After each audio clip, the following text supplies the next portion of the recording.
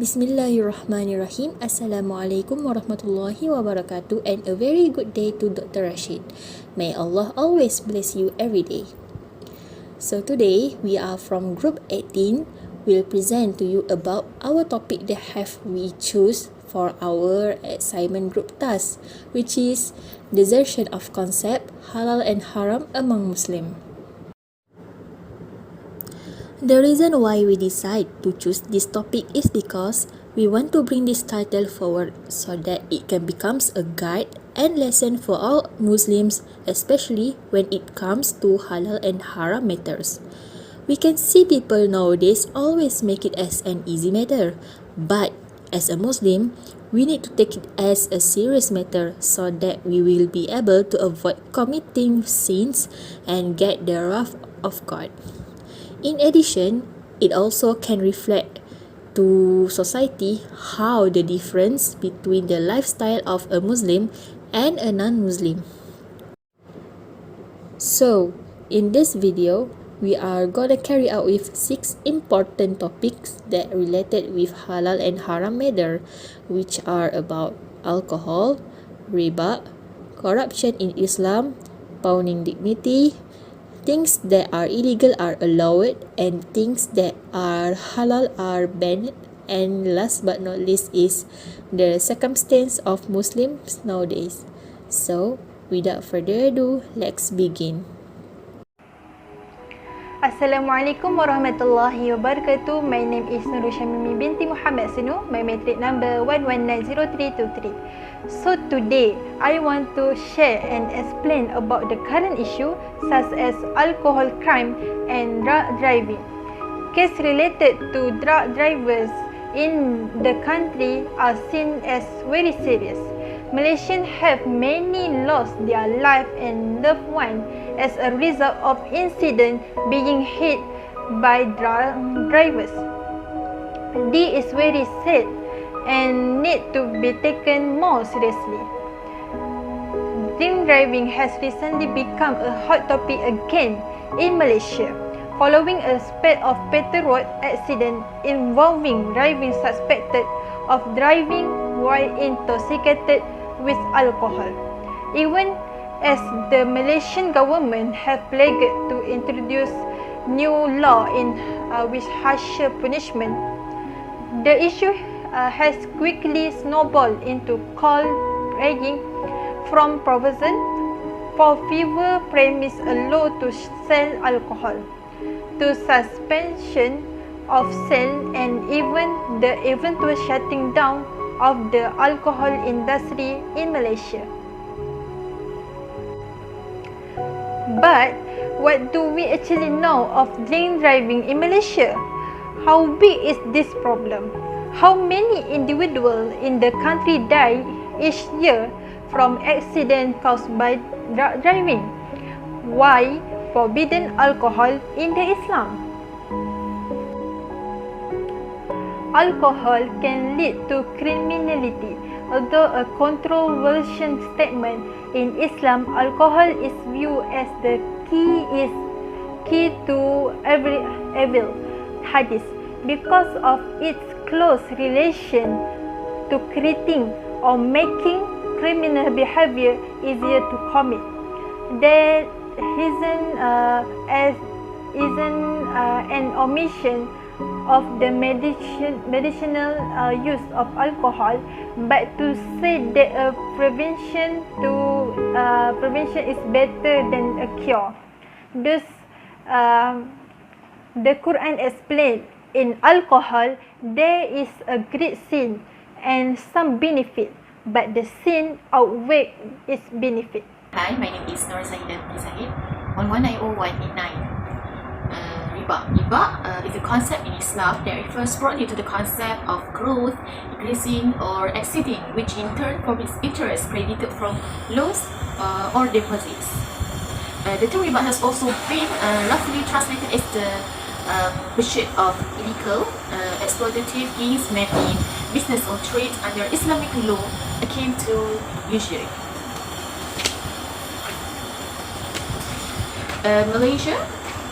Malaysia's Islamic finance industry is growing steadily despite the calamities caused by COVID-19 outbreak in 2020. The data in the Economic Outlook 2021 report published by the Finance Ministry (MOF) shows that the Islamic banking industry in Malaysia has expanded with the total assets valued at 1.3 billion, and the total outstanding Islamic financing has increased to Ringgit Malaysia 787.8 billion. According to the MOF, Malaysia's Islamic finance industry is expected to expand further with the continuous promotion of Sharia compliance product. As the Islamic financial system operates in accordance with the principles of Sharia law, elements such as usury, riba, ambiguity, gharar, and speculation maisir are prohibited. The COVID-19 pandemic has increased awareness of the potential of financial technology offerings in the area of Islamic finance, such as Sharia compliance, digital assets, crowdfunding platforms, and peer-to-peer financing platforms, which are gaining popularity in the world, in the market. As more Sharia compliant products have been introduced and are available in the local market, targeting both Muslim and non-Muslim investors. Structuring Sharia compliant products is not only avoiding riba and gharar or complying with SEC rulings.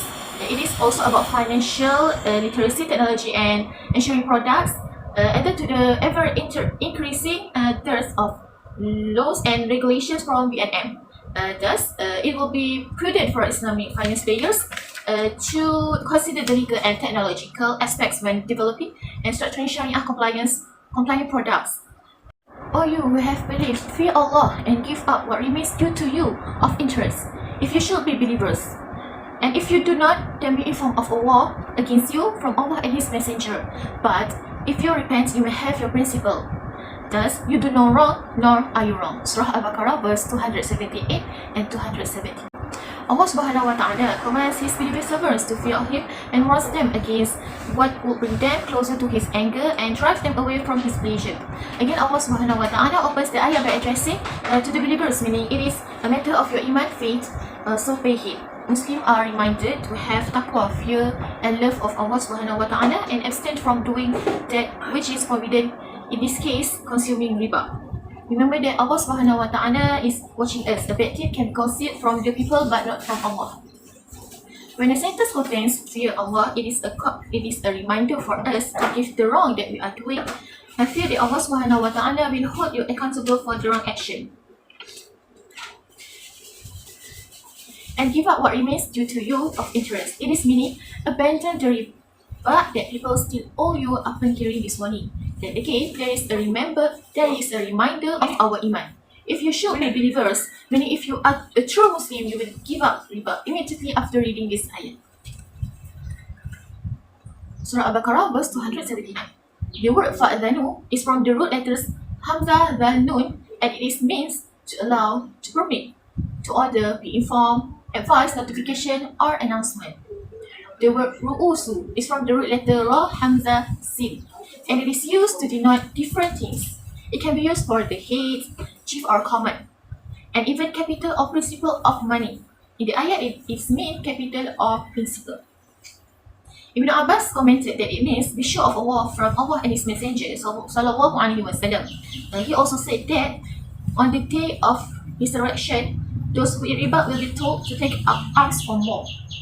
Whoever kept dealing with riba and did not refrain from it, then the Muslim leader should require him to repent. From Ashari, who said, the Messenger of Allah sallallahu alaihi wasallam cursed the one who consumes riba, the one who pays it, the one who writes it down, and the one who witnesses it. Assalamualaikum warahmatullahi wabarakatuh. My name is NURUL HASSAN. My metric number is 1190294. Alright, next I will continue for my subtopics, which is about corruption.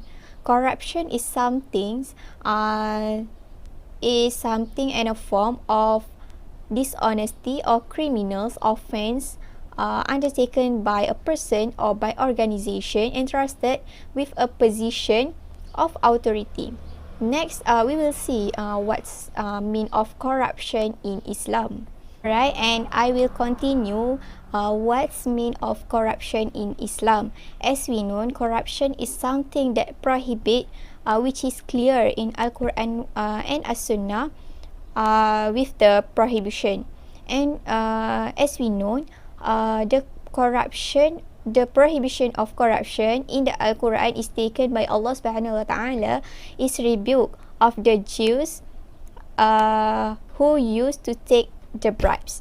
Alright, next we move to the verses in Al-Quran which is prohibit of corruption in Islam. Actually, in Al-Quran there are many verses about corruption, but I'm just took 3 verses, and some of the verses is A'udzubillahi minasyaitonirrajim, Bismillahirrahmanirrahim. Man qatala nafsan bighairi nafsin aw fasadin fil ardh فَكَأَنَّمَا قَتَلَ النَّاسَ جَمِيعًا. Next, we will move to the current issues which about corruption. And that's all from me. Thank you. The fourth point of our topic, pawning dignity as a Muslim. Due to lack of religious education and the influence of strong nafsu, which is bad desirement, some people chose to pawn their own dignity to reach whatever they want without thinking the boundaries of religion, even though dignity is a high perception in Islam. Let's take one example from what happening in Malaysia recently, which is Sugar Book issue. In February 2021, Sugar Book revealed 12,705 students from 10 institutions were registered this platform. This is a serious problem. The youth cannot use their brain in correct way. By the way, Sugar Book is a platform that connecting sugar daddies or sugar mummies with sugar babies. Sugar babies will earn a huge amount of money from the sugar daddies by doing anything the sugar daddies want, including sex. This is a bad culture. Experts believe Sugar Book activity will rise up other problems in our country, such as baby disposal, unclear status of a child, and genital disease like HIV. Based on Surah Al-Isra, verse 32 in Al-Quran, which means, and do not approach unlawful sexual intercourse. Indeed, it is ever immorality and is evil as a way. Sugar Book platform is kind of sexual intercourse, and it is haram because Al-Quran also prohibit this activity, which is sexual intercourse. For short, Malaysia is known as an Islamic country. It is unreliable to see an Islamic country fulfilled with people that always pawning dignity and doing sexual intercourse. That is haram in Islam. Allah is a giver. Believe and trust He will give us rizki in halal way. But please, don't get risky from the haram way, like being a sugar baby. Bismillahirrahmanirrahim. Assalamualaikum warahmatullahi wabarakatuh. My name is ISFAHAN AINI BINTI JINAIDI. My metric number is 1190298. Okay, next I will explain about things that are illegal are allowed and things that are halal are banned. Okay, the first one, groups that legalize illegal. Islam is a religion that preserves the nature of humanity.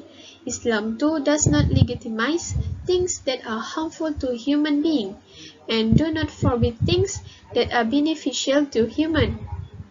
Illegal stuff is all bad, but there is one is worse than the other. And the halal is everything are good, but some are better than others. Legalizing this illegal thing is also included in the act of shirk, because it is among the great sins that cause apostasy and disbelief against following Shahada is forbidding what which is made lawful by Allah subhanahu wa ta'ala. Okay, the next one, prohibiting halal events. Islam is so firmly against those who legalize things which is unlawful, both in terms of food, drinks, and crops and animal. This is because such groups are the ones confuse the Muslim community with the change in the law and the law of Hakam set out in the Quran and Sunnah. In buying and selling as well, Allah forbids that buying and selling illegal such as alcohol, intoxicating drinks, cigarettes, magazine porn forbidden by Allah subhanahu wa ta'ala. Result, the sale of this good is illegal and dirty.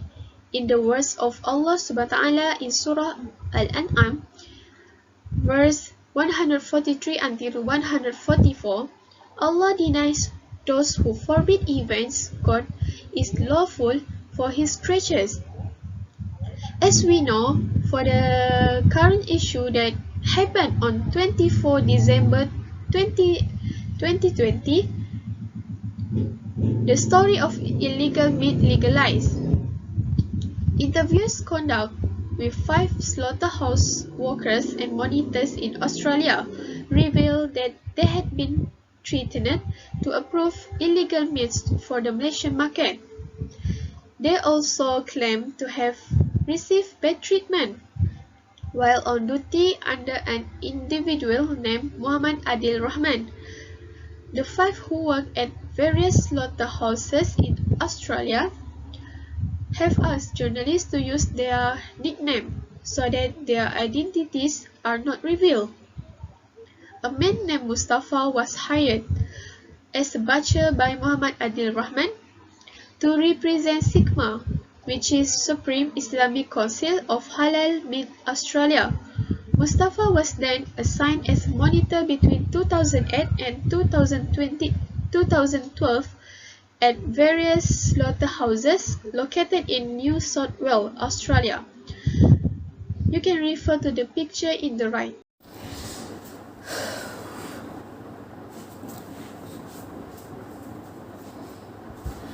Okay, now it is time to see the last element in this video, which is the circumstance of Muslims nowadays. Before I start it, my name is NABILA SYUHADA binti AZHAR and my metric number is 1190296.